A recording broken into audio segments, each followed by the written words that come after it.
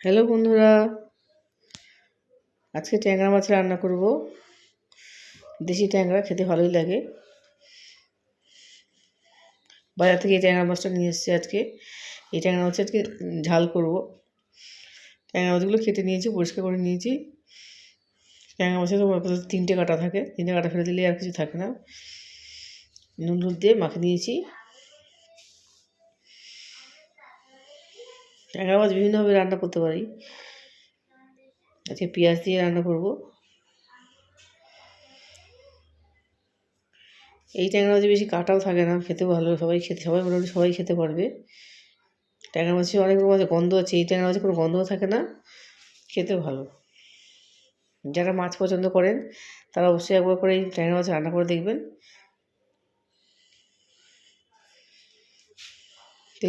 গরম তেলের মধ্যে আমি মাছগুলো একবার ভেজে নেব। সরষের তেল দিয়ে রান্না করছি। আমরা বাঙালিরা বেশি সরষের তেল দিয়ে রান্না করতে পছন্দ করি।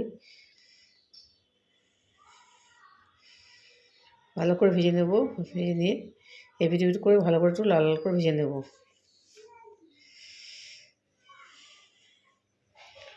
মাছে ভাতে বাঙালি আমরা, মাছ ছাড়া কোনো রেগুলার খেতে পারি না ভাত আমরা।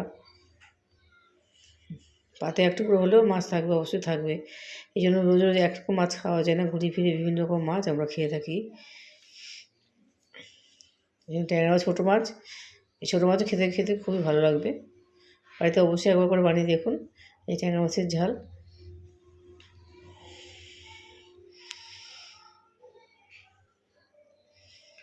এই মাছ অবশ্য ভাজা খাওয়া যায় না, ভাজা খেলে ভালোও লাগবে না।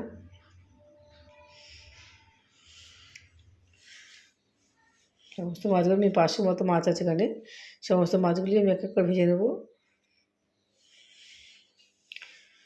না ভাজলে এই মাছ খেতে ভালো লাগবে না। লাইক এবং সাবস্ক্রাইব করতে ভুলবেন না। কমেন্টে আমাকে জানান আপনারা কারা কারা এই মাছ খান বা কারা এই মাছ খেতে পছন্দ করেন না। ট্যাংরা মাছে অনেক রকম জাত আছে, বজর ট্যাংরা আছে, এর থেকে আরও ছোটো মাছ আছে। আমি এই সাইজের মাছটাই নিয়েছি।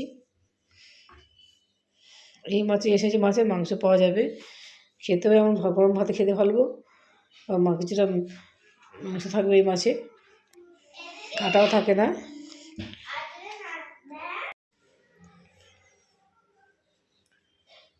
মাছের মাথাটা বেশি শক্ত হয়, এই ট্যাংরা মাছের মাথা শক্ত হয়।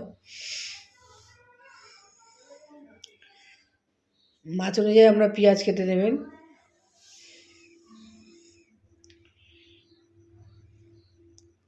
ট্যাংরা মাছের মূলা দিয়ে রান্না করতে খেতে ভালো, কিন্তু মাঘ মাসে আমরা মূলা খাই না। মাঘ ফাল্গুন মাসে এসব মূলা আমরা খাই না।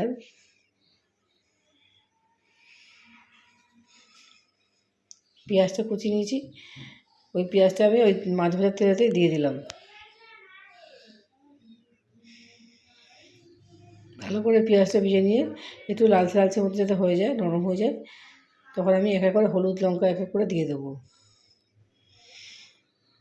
পরিমাণ মতো হলুদটা দিয়ে আবার একটু নাড়বো। আস্তে আস্তে করে পেঁয়াজটা নরম হয়ে একটু ভিজা ভিজা হয়ে আসবে। যেহেতু হলুদ গুঁড়ো যেহেতু শুকনো, সামান্য পরিমাণ জল দিয়ে দিচ্ছি। এই অবস্থাতে লঙ্কা গুঁড়োটা দিয়ে দিলাম, দিয়ে ভালো করে নেড়ে ছেড়ে একটু মাখা মাখা করে নিচ্ছি। এর মধ্যে যদি টমেটো বাড়িতে থাকে টমেটো অবশ্যই দিয়ে দিতে পারেন, আমি টমেটো ছিল না বলে দিতে পারিনি। টমেটো দিলেও খেতে খুব ভালো স্বাদ আসে। দেখুন জলটা প্রায় শুকিয়ে এসছে, মশলাটা প্রায় মাখা মাখা হয়ে এসছে। এই সময় আমি পরিমাণ মতো নুনটা দিয়ে দিলাম। পেঁয়াজটা দেখুন কত নরম হয়ে এসছে। মশলা কষাতে কষাতেই কিন্তু পেঁয়াজ ভালো মতো নরম হয়ে গেছে।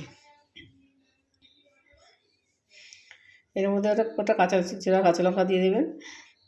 চেরা কাঁচা লঙ্কা যেমন খেতে ঘ্রাণটা যেমন সুন্দর আসে, যাদের একটু ঝালের প্রয়োজন বা এই লঙ্কা দিয়েও খেতে পারেন, বা গন্ধটা এত সুন্দর আসে মাছের ঝালে, গন্ধটা কাঁচা লঙ্কা ছেড়ে যখন গন্ধটা, ভাজার গন্ধটা খুবই ভালো আসে। কষানো হয়ে গেলে আমি পরিমাণ মতো জলটা দিয়ে দিলাম। বেশি জল দেবো না, যেহেতু ট্যাংরা মাছ নরম আছে, তাড়াতাড়ি হয়ে যাবে। মাছটা ছোটো মাছ, যেই ঝোলটা হচ্ছে ফুটে উঠেছে, আমি ট্যাংরা মাছগুলোকে এক এক করে দিয়ে দিচ্ছি।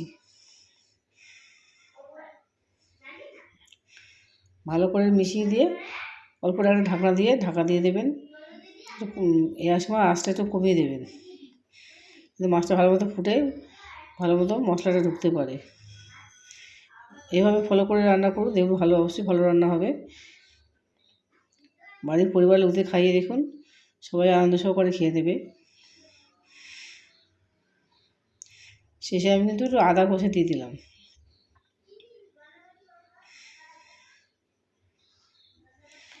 এই আদাটা দেওয়াতে কিন্তু ভালো ফ্লেভারটা বেরোবে।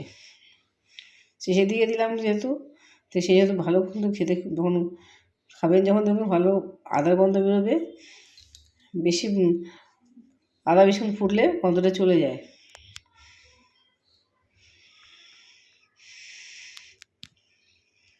দিয়ে দিচ্ছি আমি, ভালো মতো করে ফুটে উঠেছে।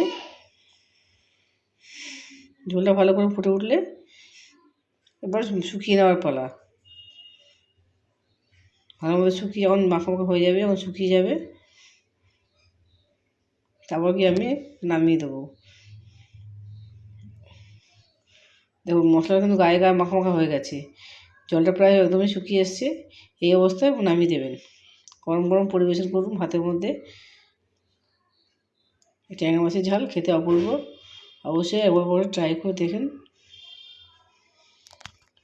নিজেও খাবেন, পরিবার লোকদের খাইয়ে দেখুন। ট্যাংরা মাছের ঝাল খেতে অপূর্ব।